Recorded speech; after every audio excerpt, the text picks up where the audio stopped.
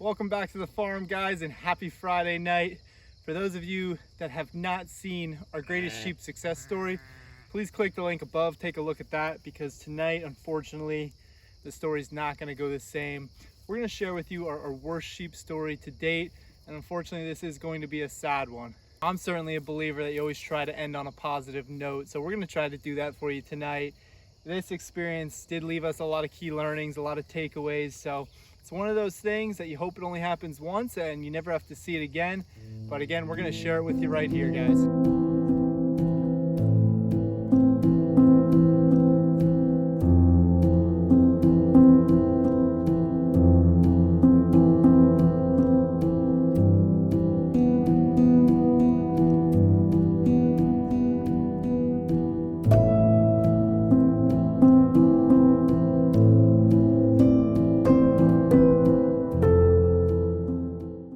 So what is our worst sheep story? Well, just like the other one, it's going to have to do with the lambing process.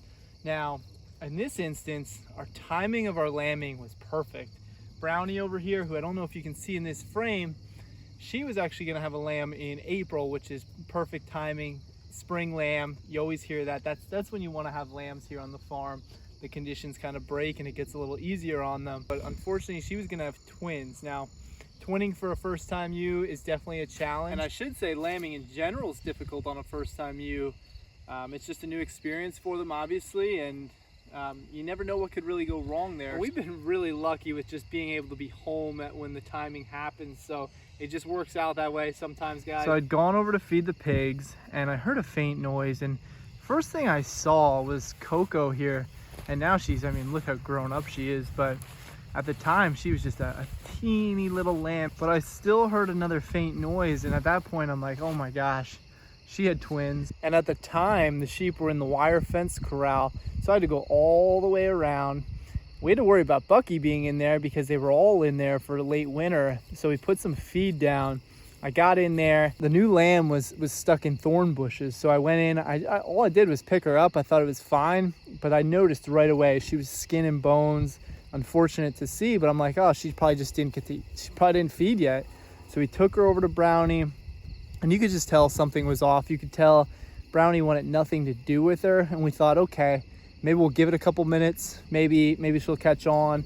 But then she started neglecting her. She started to kind of kick at her. She started to stomp at her, and that was really sad for us to see. So right away we knew we had to get her out of there, so we scooped her up. And I actually said to my in-laws, I said to my wife, I said, you got to hold her. They held on to her, and I ran down to Tractor Supply because we weren't prepared. You know, we had to go down. We had to get a bottle. We had to get some milk replacer because that's what sheep are going to need at that point. They're going to need some milk for quite a while until they're weaned off. So at that point, we were going to jump into bottle feeding, and that's exactly what we did. So we started bottle feeding, and we got a dog crate, we got blankets, we made sure she was nice and warm, got the bottle, started feeding her, and everything started off perfectly. You know, we were feeding her, she was running around the yard. My daughter here was playing with her. We were all holding her. Honestly, it was awesome. We thought for sure that we had saved this lamb. And my biggest concern was, okay, it's a nice sunny day here in April. We can do this, but what are we gonna do overnight when it gets cold? So the first night we actually put her in the garage, and it was a mild night, and she made it through, but I just didn't feel right about that. I didn't think it was warm enough. So we ended up, over the next couple nights, we ended up putting her actually in our basement. Our basement's unfinished, so it wasn't the end of the world, but we bedded that crate up with straw. We put blankets over it.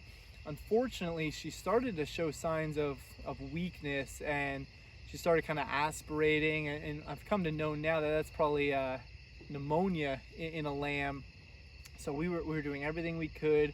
I was up every couple hours trying to feed her, trying to monitor her. After the first day or two, we're like, okay, we're gonna be in the clear here. She's doing really well. But after the turn for the worse, I was just like, oh man, I'm not sure if she's gonna make it. And the hardest part is my daughter was so attached to it. So that was really sad. It was heartbreaking. She named her Lucky, of all things. We didn't know what to do with her. We didn't know, how long can this little lamb suffer? She clearly was getting a little bit weaker, And unfortunately, the last night, after waking up every couple hours, it was around midnight, and I remember climbing back into bed, and I said to my wife, I'm like, she's not gonna make it. So I had already made up my mind that, the next day I'm gonna make sure that she gets buried properly, and that's exactly what we did, unfortunately. So to this day, there are some regrets. What could I have done differently? Maybe I could have been a little more prepared in this instance. But a lot of things I see, unfortunately, genetics play the way they play out, and she wasn't meant to be. She was weak from the moment she was born.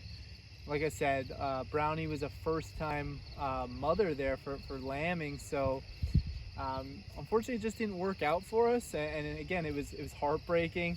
I certainly felt defeated trying to nurse this thing to health for a few nights there, and it was really tough. I took it hard. Burying it was honestly one of the hardest things I've done in a long time. Trying to this little cute lamb, and every time I just looked at it, I just thought of our daughter, how happy she was seeing it, and we didn't know how to break the news to her. I mean, obviously she's still so little. So that is our story, guys. It's a sad one, I know. It's Friday night, and here I am standing in the dark. So while it may have not turned out the way we wanted it to, we definitely took a lot away from it. We learned how to bottle feed. We learned to be prepared with these lambs. We learned to have lambs unexpectedly. And again, you think I might be crazy, but you really don't know if you're about to have a lamb until the last couple of weeks. Sheep have that weird ability to not really gain size until a few weeks before giving birth there. So we did take away a lot, and unfortunately we went through a loss here, but it is all part of the learning curve. We're very confident our animals are healthy. They're living great lives. I mean, look at the pasture they're grazing on here tonight. All right, guys, that's it for tonight. I know it's late out here. I know it's really dark. If you haven't already, please subscribe, pound that subscribe button, give us a good old thumbs up. Tomorrow is gonna be chicken day. We're gonna run you through the whole process. The next day, we're gonna show you our butchering process, and have a great weekend, guys. Thanks for watching.